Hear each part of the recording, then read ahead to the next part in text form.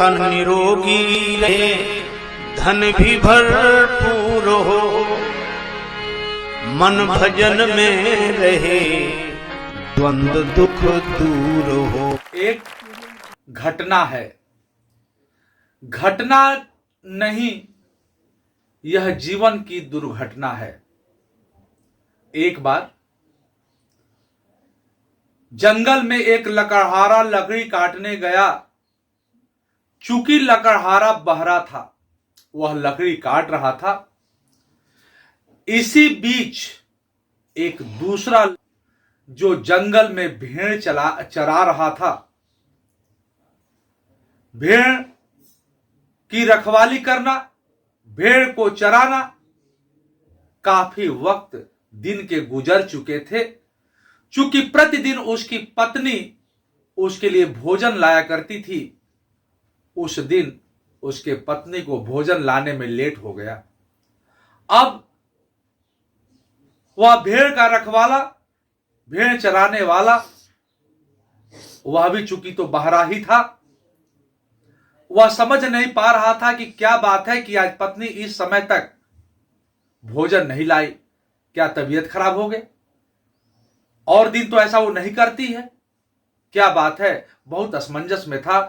अब चूंकि असमंजस थी, इसलिए वह लकड़हारे के पास गया और उससे कहा, भैया आप थोड़ी देर मेरे भेड़ों को देखिए, उनकी थोड़ी देर रखवाली करिए। मैं घर से अपना भोजन लेके दौड़े दौड़े जाऊंगा और दौड़े दौड़े चला आऊंगा। चूंकि लकड़हारा तो बहरा था, वो सुन तो सकता नहीं था। उसने कहा, मेरे पास टाइम नहीं है आपसे बात करने के लिए, जो करना है करो, मैं तुमसे बात नहीं करूंगा। तो फिर जो भेड़ चराने वाले ने कहा, ठीक है मैं जा रहा हूं। वो सोचा कि कह रहा कि जाओ जल्दी से आना। फिर वो गया, घर से भोजन लेकर आया और फिर आने के बाद अपने भेड़ों को गिना। उसको डर था कि कहीं ये रखवाली न किया होगा तो हमारी एक आध भेड़ ये चुराया न हो या कोई चुराया न हो, इसलिए उसने गिनती किया, उतनी ही भेड़ें थी। बड़ा संतुष्ट हुआ, बड़ा खुश हुआ कि इस व्यक्ति ने हमारे भेड़ों की रखवाली की। फिर उस भेड़िहारे ने एक लंगड़ी भेड़ को उसके पास लेकर गया और सोचा कि इसने हमारे लिए इतना किया है, मैं इसको भेंट में यह लंगड़ी भेड़ ही दे दूं। स्वजनों, जब वह भेड़िहार उस लकड़हारे के पास लंगड़ी भेड़ लेकर गया और उससे जिक्र किया इस बात की कि आपको भेंट स्वरूप यह भेड़ मैं दे रहा हूं। अब चूंकि लकड़हारा तो बहरा था ही, उसने समझा और फिर कहा कि देखो, मैंने तुम्हारे भेड़ को नहीं मारा है, मेरे मारने से वो लंगड़ी नहीं हुई है। क्योंकि वो समझा कि अब ये कह रहा है कि मेरे भेड़ को लंगड़ा क्यों।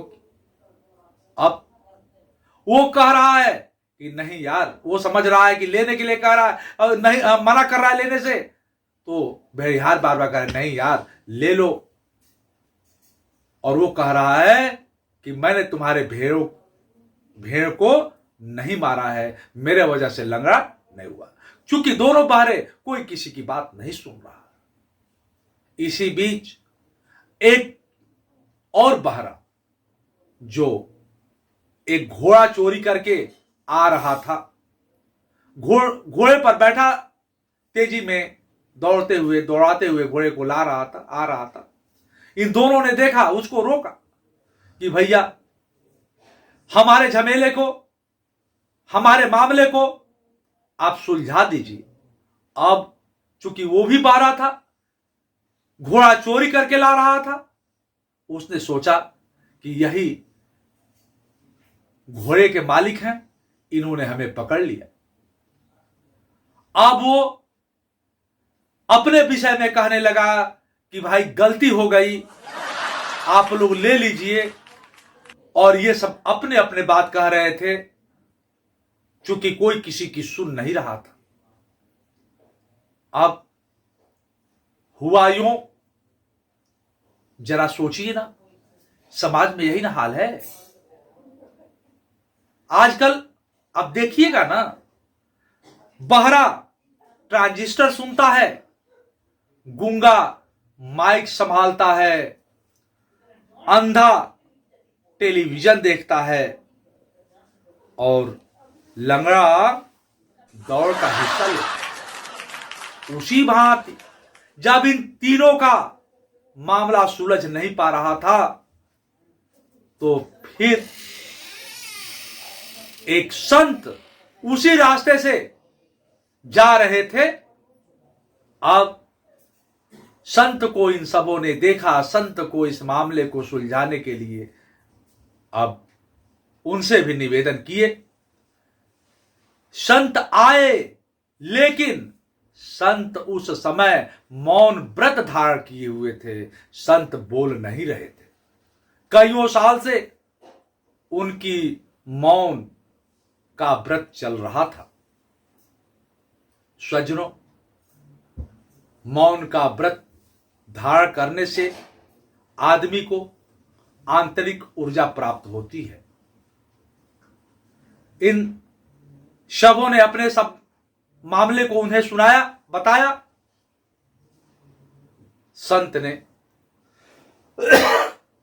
घुड़सवार के ओर उसकी आंखों में तेज तर्रार निगाहों के साथ देखा। घुड़सवार समझ गया, वह डर गया कि यह तो सब जान गया है। जल्दी से अपने घोड़े को तेज दौड़ाते हुए वहां से भाग निकला।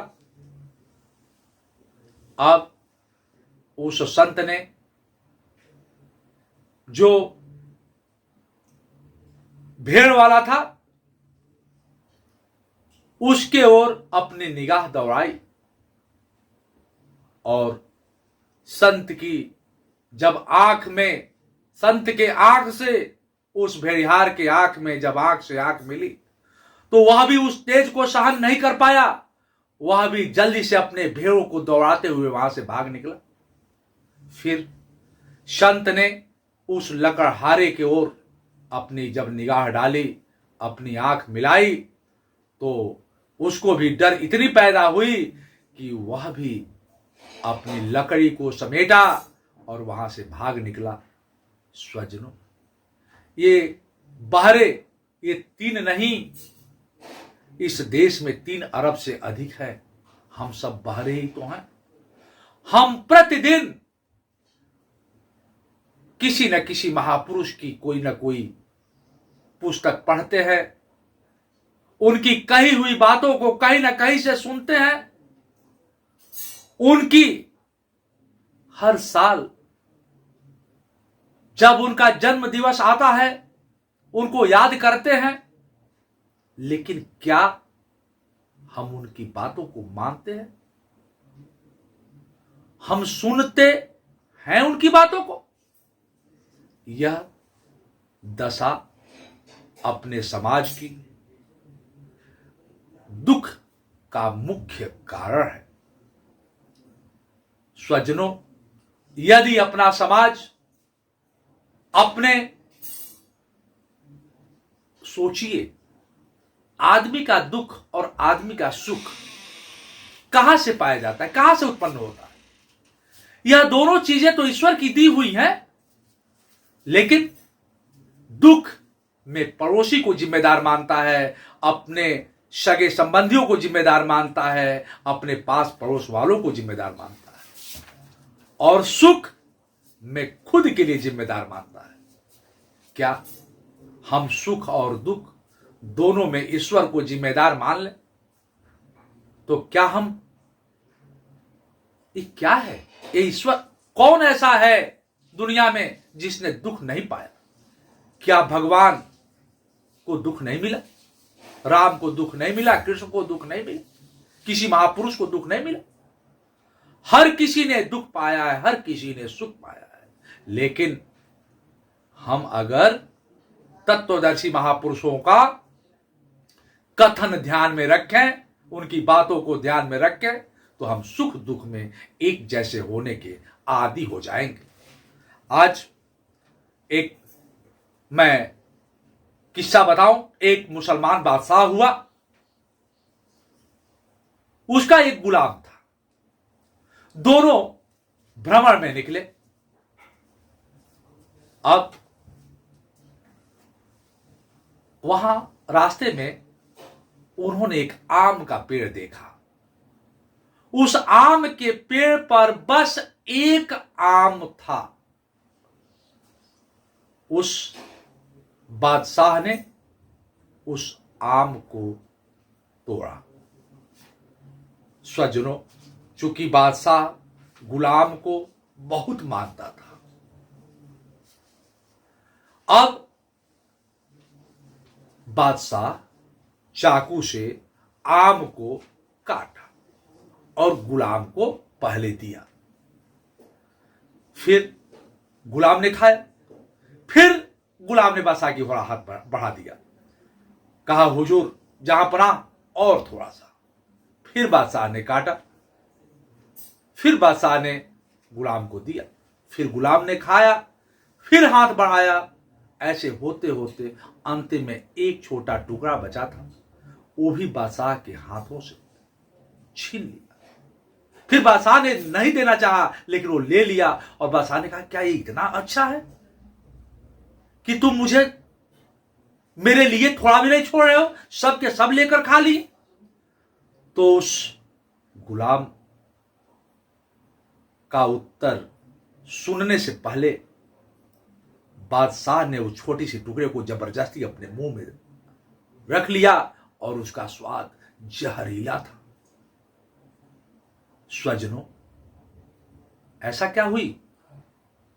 वह आम एकदम जहर जैसा स्वाद था, खाने में बिल्कुल अच्छा नहीं था। और जो गुलाम था ना, वो ये चाहता था कि हमारे जहां पनाह, हमारे बादशाह को इतना जहरीला आम न खाना पड़े। यह समर्पण होना चाहिए हमारे जीवन में। हम किसी अपने को अपना कह दे, उससे कोई अपनापन नहीं साबित होती। अपनापन तो दिखाना पड़ता है, अपनापन तो दिलो दिमाग में होता है। इसे और हम कहते हैं, यह है समर्पण। जीवन तर्क से नहीं, जीवन समर्पण से चलता है। और जहां तर्क है वहीं नर्क है, और जहां समर्पण है वहीं स्वर्ग है। लेकिन क्या हम, बहुत सारी कमियां हैं हमारे अंदर, और इनको अलग करना, इनको दूर करना एक कठिन प्रक्रिया है। इसके लिए हमें समझना पड़ेगा। एक घटना का जिक्र करूं मैं। एक गुरुजी अपने शिष्यों को समझाया कि देखो, जीवन में सहयोग की भावना हर किसी के प्रति रखनी चाहिए। सहयोग करनी चाहिए, मौका जहां भी मिल जाए सहयोग कर डालो। ये नहीं कि ये हम नहीं करेंगे, ये हमारा काम थोड़े है, ऐसा नहीं। गुरु ने खूब समझाया। हुआ यूं, कुछ समय पश्चात गुरु जी ने अपने शिष्यों से पूछा, क्यों भाई, हमने उस दिन इतना समझाया था, आप लोग कुछ सहयोग वगैरह करे किसी का? तो एक शिष्य खड़ा हुआ, कहा, हां गुरुजी, मैंने सहयोग किया है। तो गुरुजी ने पूछा, क्या किए हो भाई, कौन सा सहयोग किए हो? तो उन्होंने कहा कि मैंने कल एक बुजुर्ग महिला को सड़क पार कराया था। कि बहुत बढ़िया, बहुत बढ़िया। फिर उन्होंने दूसरे शिष्य से पूछा, हाँ भाई, आप बताइए, आप कौन सा सहयोग किए हैं, समाज में कौन सा अच्छा कार्य किए हैं? तो दूसरे शिष्य ने भी कहा कि गुरुवर, मैंने भी एक बुजुर्ग महिला को सड़क पार कराया है। तो क्या कोई दूसरी महिला? नहीं गुरुजी, उसी महिला की जिसको इन्होंने पार कराया था। तो गुरुजी ने सोचा कि महिला बुजुर्ग होगी, चल नहीं पाती होगी, इसलिए दो मिल करके उस बुजुर्ग महिला को सड़क पार कराए हैं। फिर गुरुजी ने तीसरे से पूछा, क्यों भाई, आपने क्या किया? तो उसने भी यही कहा कि गुरुजी, मैंने भी एक बुजुर्ग महिला को सड़क पार कराया था, तो क्या आप किसी दूसरी बुजुर्ग महिला को पार कराए थे? तो कहा नहीं, मैंने भी उसी बुजुर्ग महिला को सड़क पार कराया था। तो गुरुजी के मन में तो पहले हुआ कि हो सकता है वो बहुत कमजोर हो, बुजुर्ग हो, सामान हो, ये सब मिल करके पार कराए हो, कोई सामान पकड़ा होगा, कोई हाथ पकड़ा होगा, कोई शरीर पकड़ा होगा। फिर गुरुजी ने पूछा कि भाई बड़े अच्छे कार्य आप लोगों ने किया है, बहुत मेहनत किया, कैसे इतना वो लगा आप लोगों को? तो फिर कहा एक ने कि गुरुजी, वह महिला सड़क पार नहीं करना चाहती थी, एक ने हाथ पकड़ा, एक ने पैर पकड़ा, एक ने गर्दन पकड़ा और हम तीनों ने उसको सड़क पार करा दिया। तो गुरुजी ने कहा, जय हो पंचम काल के भक्तों की। क्या यह भक्ति है? क्या यह सहयोग है? क्या यह समर्पण है? ऐसे जिंदगी क्या चलती है? कोई कहता कुछ है, हम समझते कुछ है, हम बहरे ही तो हैं। गुरुओं के दिए हुए निर्देश का हम अनुपालन नहीं कर पाते, उनके आज्ञा की अवहेलना करते चले जाते हैं। स्वजनों, मैं कहा करता हूं, गंगा, कल्प वृक्ष और चंद्रमा सिर्फ ताप का, कल्प वृक्ष सिर्फ अभिशाप का और गंगा सिर्फ पाप का नाश करती है। लेकिन संत का दर्शन मात्र ऐसा है कि पाप, ताप और अभिशाप तीनों का नाश होता है। गोस्वामी तुलसीदास जी ने इसीलिए तो कहा, एक घड़ी आधी घड़ी आधो में पुनियाद, तुलसी संगत साधु की कटई कोट अपराध। स्वजनों, 1 घंटा हो सके तो 1 घंटा, 1 घंटा ना हो पाए तो आधे घंटे, आधा घंटा भी ना हो सके तो उस आधे का भी आधा कर लीजिए। लेकिन तुलसीदास जी कहते हैं, साधुओं की संगति में रहने से, संतन के संग लग रे तेरी बिगड़ी बनेगी, ऐसी स्थिति आपको प्राप्त होगी। संतों के संकेत में ही ऐसी आपको कुछ चीजें प्राप्त होंगी, क्योंकि संत हो, तत्वदर्शी महापुरुष हो, जो सत्य की सत्ता पर आसीन हो। वहां अगर आप पहुंच जाते हैं, उनका अनुकरण करते हैं, उनके सानिध्य को प्राप्त करते हैं, तो निश्चित ही हम सभी का कल्याण हो सकेगा। अंत में मैं आपसे निवेदन करता हूं, स्वजनों, आप अब हमारी कही हुई इन बातों को आप सुन रहे हैं, बहुत अच्छा लग रहा है, लेकिन साथ ही मैं आपसे बार बार निवेदन कर रहा हूं कि इन बातों को आगे भी बढ़ाइए, कुछ अधिक से अधिक लोगों तक हमारी बातें पहुंच सके। आप सब्सक्राइब करिए, शेयर करिए, कमेंट्स बॉक्स में जाकर अपने विचार, कुछ अपने सुझाव व्यक्त करने का प्रयास करिए। इन्हीं शब्दों के साथ बहुत बहुत धन्यवाद।